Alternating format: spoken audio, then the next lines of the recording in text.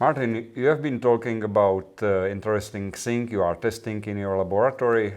Is there during the time you are doing that, is there something interesting what is, for example, not hot topic people are talking about, but is there something what surprised you or something interesting you found out during the testing?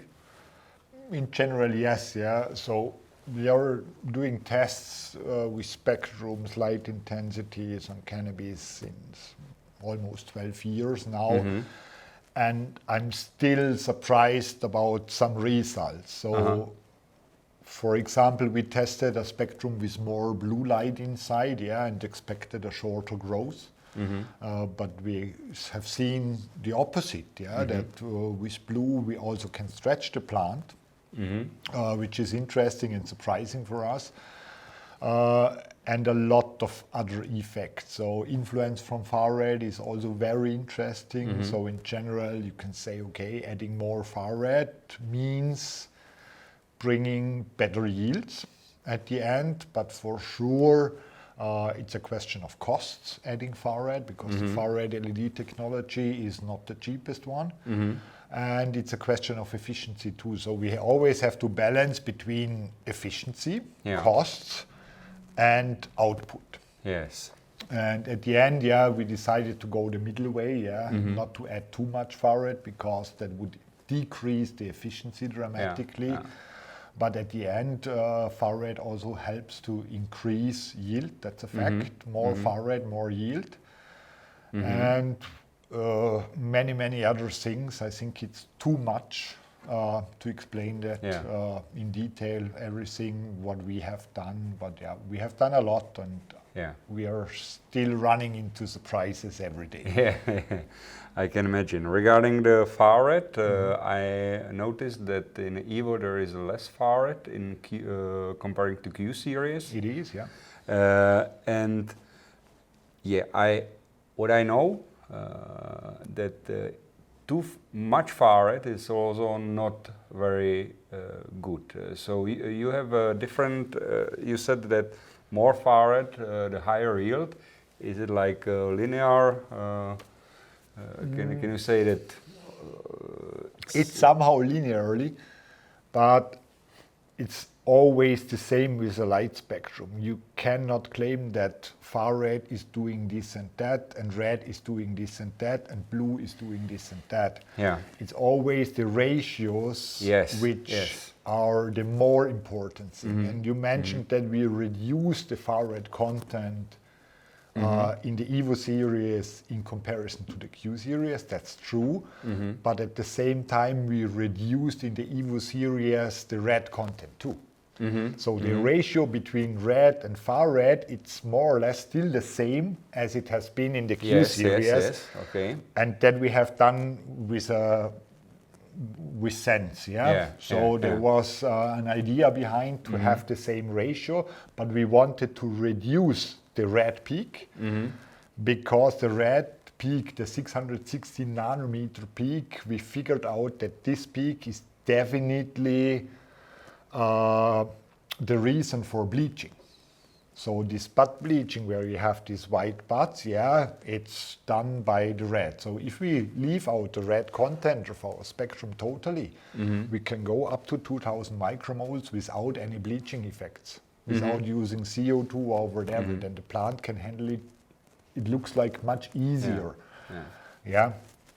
But always the ratios between the different colors are very important, and I believe that's the reason why we are still running into surprises, because we are turning around the ratios. I've been thinking that the bleaching is because of far red, so it's not from your research. It's not far red, but red around 660. And that we can for 100. That we can claim for 100%. So we did a master thesis about that. Over 1.5 years, with doing lots of tests, and the clear output has been that, and not just red at 660 nanometers. The only problem is that would this wavelength would be the most efficient wavelength from the technical point of view. So adding more red or more 660 nanometer will make our light much more efficient. Yes, but we are running in problems with bleaching. at high light intensities with bleaching. If we are using, for example, 630 nanometers LEDs, at the same intensity, we don't get bleaching. Yes, okay. That's an interesting fact too, but there we have the problem that the 630 nanometer LED, because they are not widely used in the industry, they are pretty expensive, and the efficiency is 30% less in comparison to the 660 nanometer. Okay. Technically, what is, from your point of view, what is bleaching? It's like a problem with chlorophyll. It's some chlorophyll degradation because of light, or what's going on inside a plant? You know that, or what's going on inside the plant? To be honest, I don't have a clear view. But we know that, for example, cannabinoids are still there in the same amount as in the non-bleached regions, but with losing more or less all the terpenes, they are gone, and all the chlorophyll are gone.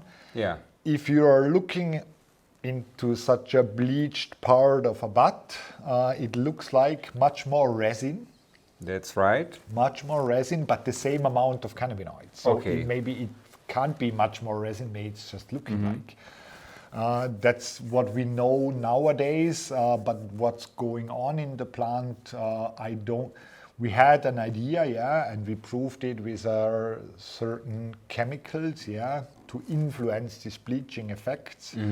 But the output was that our theory was not true. Still, we just know it's from 660 nanometers.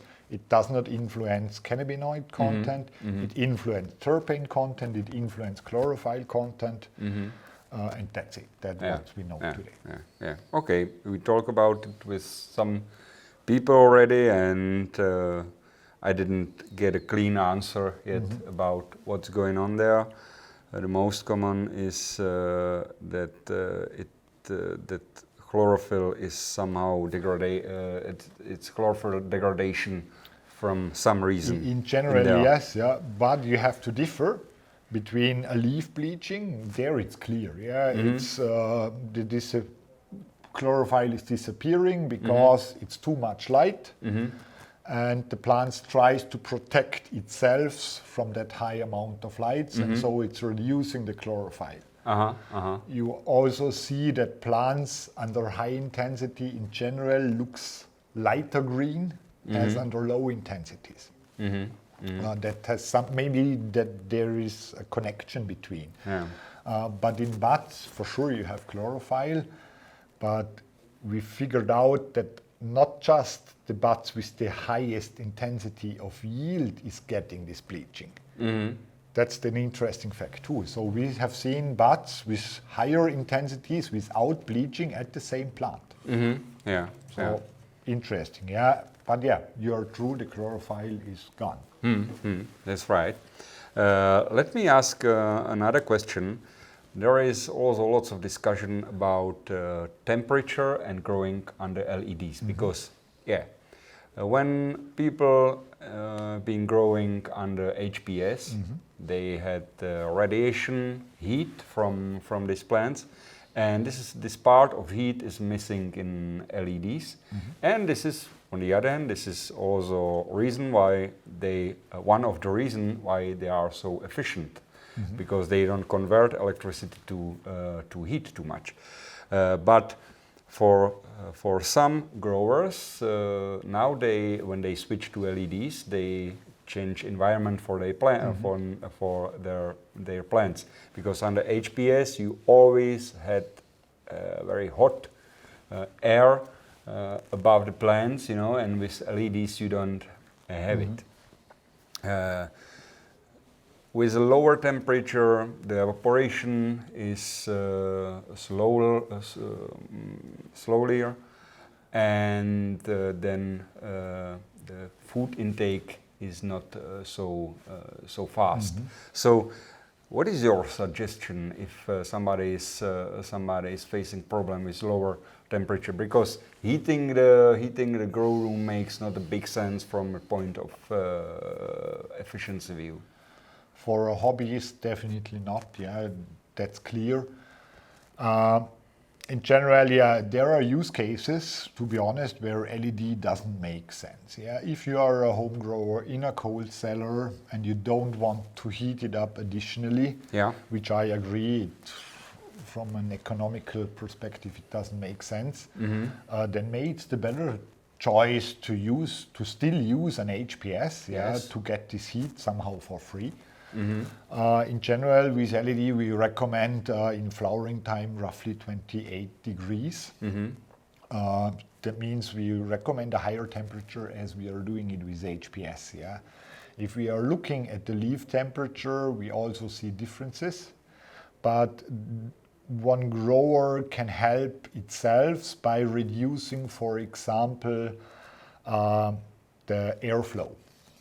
So try to bring the airflow to a limit and try to not blow directly on the leaves, because you see it in tent many times the guys are using these clip vents blowing directly on the plants. In general, that's wrong, to be honest, because they are blowing on a part of a plant. As the plant is transpiring, this part of the plant is much cooler as without blowing it. So try with LED. If you don't have enough heat to place your van above the LEDs and let blow it down, because yes, you have lower amount of radiated heat, but with LED we still have heat. We are talking about efficiency of 40% now, of 60%. That means still 40% of the energy is heat. So if we are using a 600 watt LED setup in a tent, we have roughly 200 watts, which are heat, which is heat. But with LED, it's under at the wrong side. But if you can manage to bring it down from the ceiling to the plants, everything is fine again with just a very simple trick. So we just did a few measurements in a grow tent, just with rearranging the van, we changed the temperature at the canopy level by 2 degrees. And that's something what every grower can do without any additional costs very easily. But still, if you have 15 degrees outside temperature and you're sucking in this air, your LED won't heat up your room. That's a fact. That's right. That's right. I totally agree, because the same thing I do with LEDs. When I need more heat, I try to get heat from above the lights to the plants area. So, that's it. I think that our theoretical part, let's say, could be in the end, and now we will move to your laboratory where we will see plants. The plants are now just 1 day before harvest, so they are really nice to see. So let's go there and let's talk there about the trials you are doing there and about other interesting stuff. Yeah.